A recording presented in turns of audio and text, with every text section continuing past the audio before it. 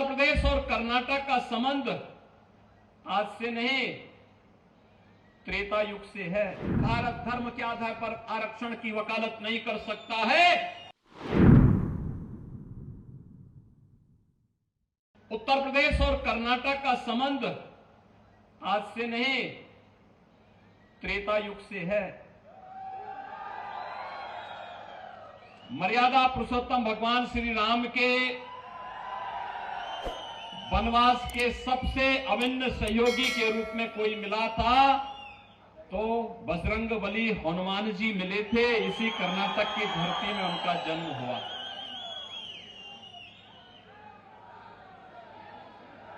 और इसीलिए आप देखते होंगे ये मित्रता कितनी अभिन्न है, कितनी अभिन्न मित्रता है। और ये भक्त और स्वामी का संबंध किस प्रकार से एक दूसरे से जुड़ा हुआ है। दुनिया में जहां कहीं भी भगवान राम का मंदिर होगा वहां हनुमान जी का मंदिर जरूर होगा।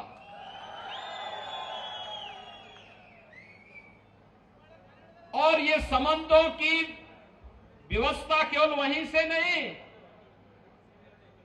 मैंने यहां पर पहले कहा कि आदि चुनचुनगिरी मठ यहां पर स्थित है। भैरेश्वर स्वामी जी महाराज वहां पर विराजमान हैं। मंजुनाथम ही गोरक्षम, भगवान मंजुनाथ और भैरेश्वर एक साथ यहां पर प्रकट होते हैं। कर्नाटक वही धरती है और उतना ही पुराना संबंध यह उत्तर प्रदेश और कर्नाटक का है। और इसीलिए जब मैं यहां पर आता हूं तो एक आत्मीयता का भाव मेरे मन में पैदा होता है। भाइयों बहनों, आज एक तस्वीर बदली है। हर एक सेक्टर में कुछ न कुछ परिवर्तन हुआ है। और वो परिवर्तन आपने देखा होगा कैसे भारत एक कृषि प्रधान, बचपन से सुनते रहे हैं भारत कृषि प्रधान देश है। लेकिन कृषि प्रधान देश ने पिछली हुकूमत ने किया क्या था?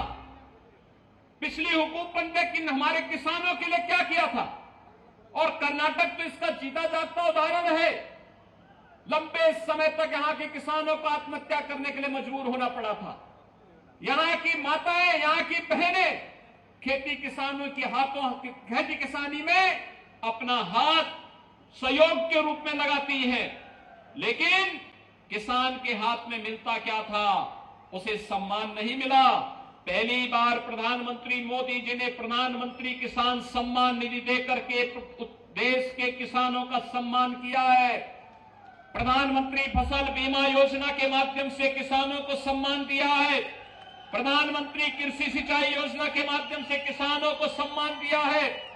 एमएसपी का लाभ देकर के किसानों को सम्मान दिया है। एग्रीकल्चर के बजट को 5 गुना बढ़ाया है।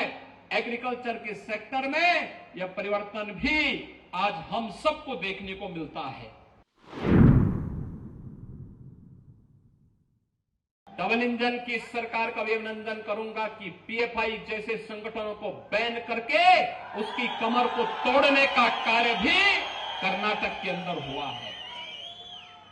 आप सोचिए, एक और डबल इंजन की सरकार जो पीएफआई पे बैन करती है, पीएफआई को बैन करती है, और दूसरी तरफ कांग्रेस जो पीएफआई को तुष्टीकरण करने का कार्य करती है, उन्हें धर्म के आधार पर रिजर्वेशन देने का कार्य करती है। धर्म के आधार पर आरक्षण यह भारत के संविधान के विपरीत है, असंवैधानिक है।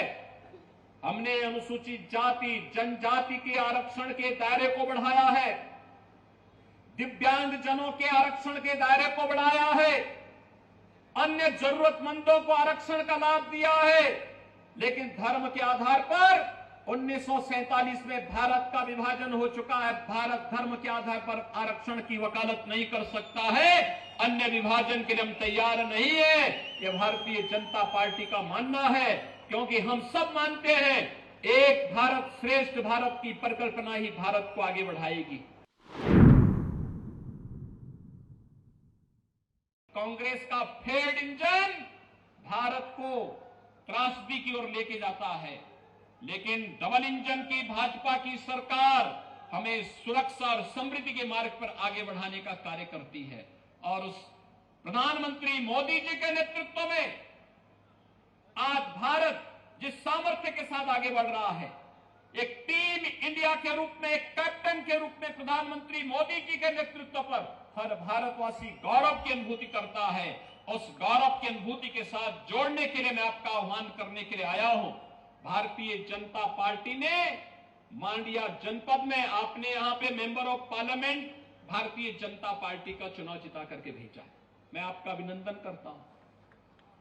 आपने एमएलए के रूप में भी यहां शुरुआत की थी और अब मैं आया हूं यहां पर इन सभी सीटों पर कमल चुनाव चिन्ह को खिला दीजिए, कमल के सिंबल को एक बार चुनाव जिता करके भेज दीजिए।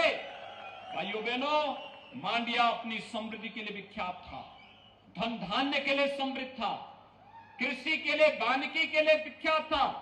फिर से मांड्या के इस गौरव को पुनर्स्थापित करना है, कर्नाटक के इस गौरव को फिर से स्थापित करना है।